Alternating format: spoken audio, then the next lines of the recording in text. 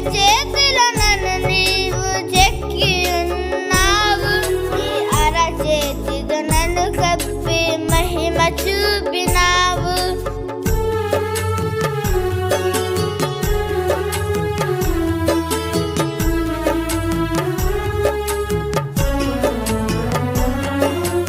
అరచేతిలో నన్ను నీవు చెక్కి ఉన్నావు, నీ అరచేతితో నన్ను కప్పి మహిమ చూపినావు.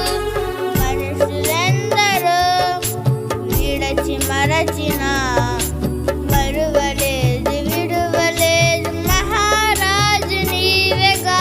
మనుషులెందరో విడచి మరచిన మరువలేదు విడువలేదు మహారాజు నీవేగా. వందనాలయా యేసయ్యా,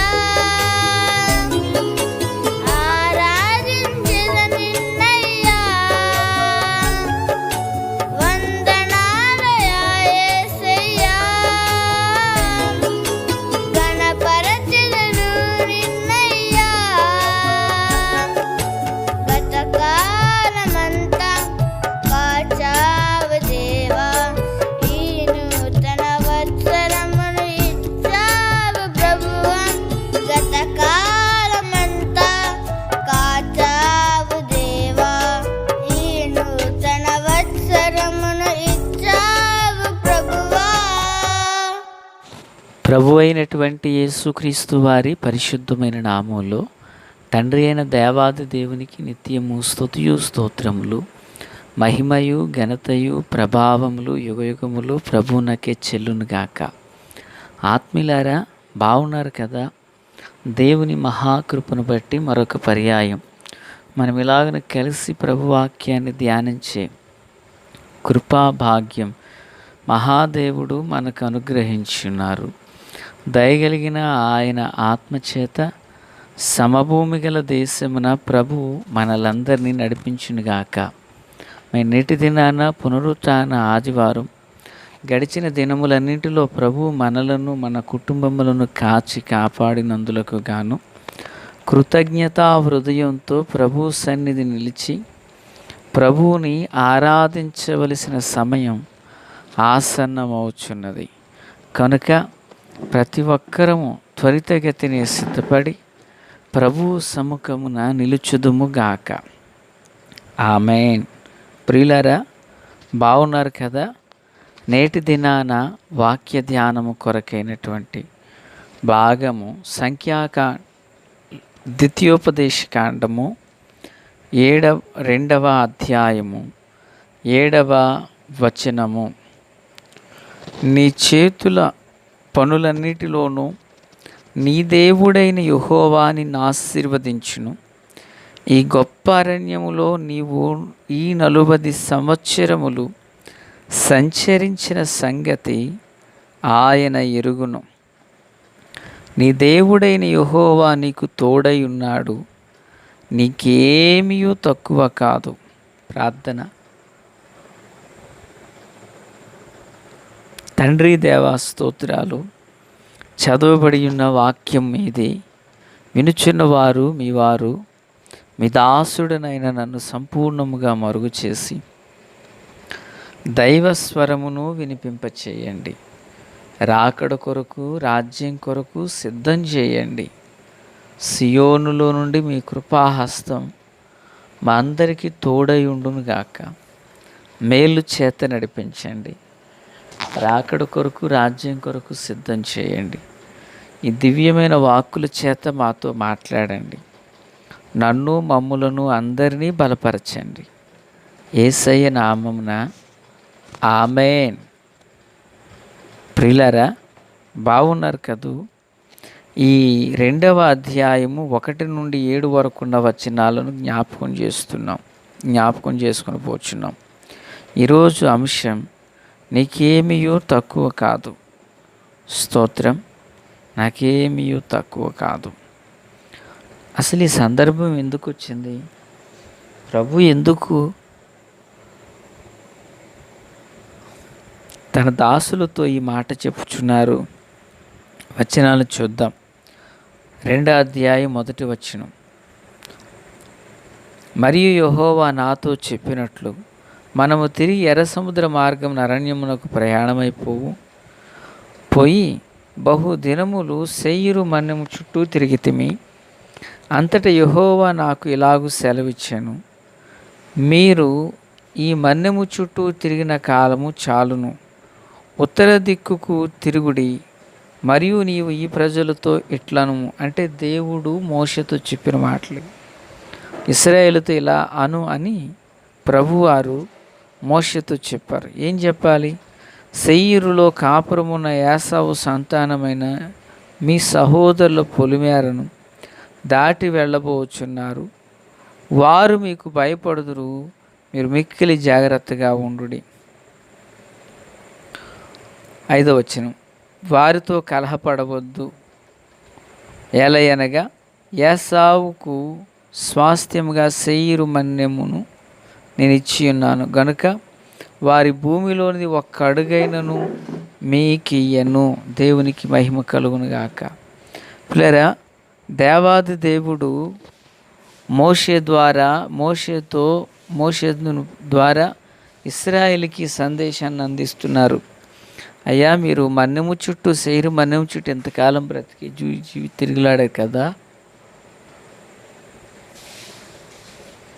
మీరు దాన్ని దాటి వెళ్ళినప్పుడు అందులో మీరు ఏది తీసుకోకూడదు. 2, వారితో మీరు వివాదం ఆడవద్దు.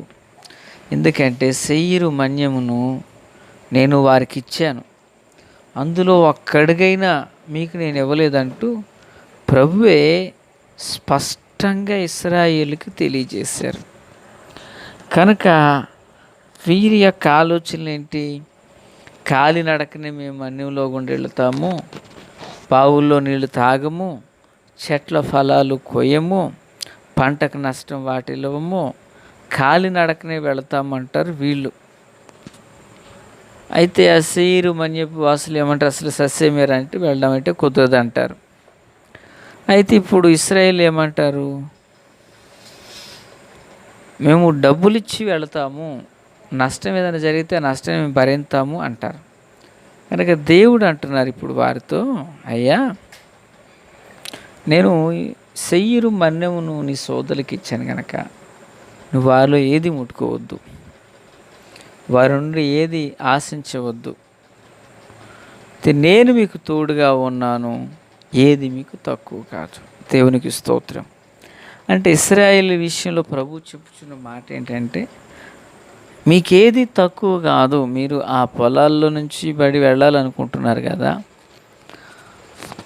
మీరు అటు నుంచి వెళ్ళొద్దు, అలానే మీకు నేను ఏది తక్కువ చేయలేదు అంటున్నారు. ఇప్పుడు ఇశ్రాయేలుకి దేవదేవుడు చెప్పినటువంటి ఒక అభయమైన వాక్యం ఏంటంటే, ఏది మీకు తక్కువ కాదు.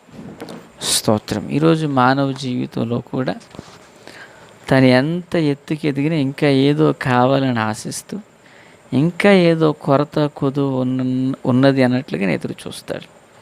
ఇది మానవ జీవితం కదా. మన పితరులైన ఆదాము హవ్వలు వాళ్ళు మనవలనే శరీరాన్ని ధరించి ఉన్నారు. సమృద్ధి ఉంది ఏదెనులో, అయినా ఇంకా ఏదో కావాలి అనే భావం వారిలో ఉండిపోయింది. కనుకనే అబద్ధాలకు చోటిచ్చి ఉన్న మహిమను వారు పోగొట్టుకున్నారు. ఈరోజు దేవుని పిల్లలుగా మన జీవితంలో కూడా ప్రభు మనకు తోడుగా ఉండాలి, మనకేది తక్కువ కాకుండా ఉండాలి.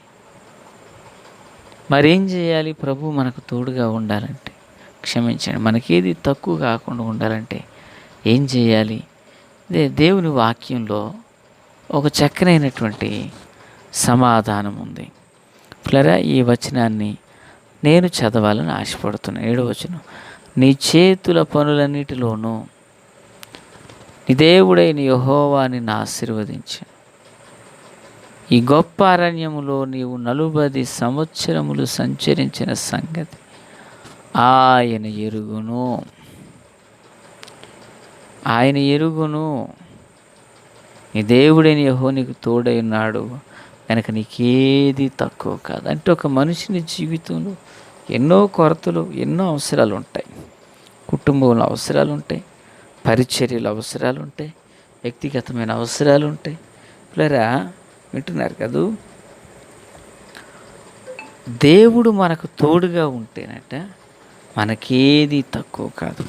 ఆనాడు ఇశ్రాయేలీలకు దేవుడు తోడుగా ఉన్నాడు కనుకనే అరణ్యంలో వారికి ఏది తక్కువ కాలేదు. ఈ మాటలు వించిన ఆత్మీయులారా, మనం ఆరాధన చేసే దేవుడు సజీవుడు, కోపించుచూనే వాత్సల్యమును జ్ఞాపకమునకు తెచ్చుకునే దేవుడు. ఒక మనిషి జీవితంలో ఏది తక్కువ కాకుండా ఉండాలి అంటే తప్పక ఆ వ్యక్తికి దేవుని తోడు ఉండాలి. ఇశ్రాయేలుకి దేవుడు తోడుగా ఉన్నాడు కనుకనే వారు నూతనమైన కృపను పొందుకోగలిగారు. ఆధ్యాత్మిక దైనందినటువంటి మన చిన్న జీవితంలో ప్రియులారా, దేవుడు మనకు తోడుగా ఉండులాగున ప్రభు సన్నిధిని వేడుకుందాం. ఎప్పుడైతే దేవుడు మనకు తోడుగా ఉంటారో మనకేది తక్కువగాక తలపెట్టిన పనుల, ప్రయాణాల, ప్రయత్నాల, చేతి పని ఏదైనాను దేవుడు తన కృపనిచ్చే దేవుడు. ఆమేన్. దేవుడు తన కృపను వెల్లడి చేసే దేవుడు కనుక పిల్లరా, ఆయన మనకు తోడుగా ఉంటే మనకేది తక్కువ కాదు. ఆనాడు మరి కానా ఊర్లో జరిగిన వివాహపు లేమిలో ఏది తక్కువ కాలేదు. దేవుడు అద్భుతం చేశాడు. అలాంటి అద్భుతాలు మన యందు దేవుడు జరిగించును గాక. ఆమెను తండ్రి దేవా స్తోత్రం. వాక్యం అందరి హృదయాల్లో ఫలభరితం చేసి మేలుతో నింపి నడిపించి మహిమ పొంది మీ కార్యములు సఫలపరచమని ఇది నా ఆరాధన అన్నిటిలో తోడై ఉండండి. యేసు నామమున ఆమేన్. Praise the lord.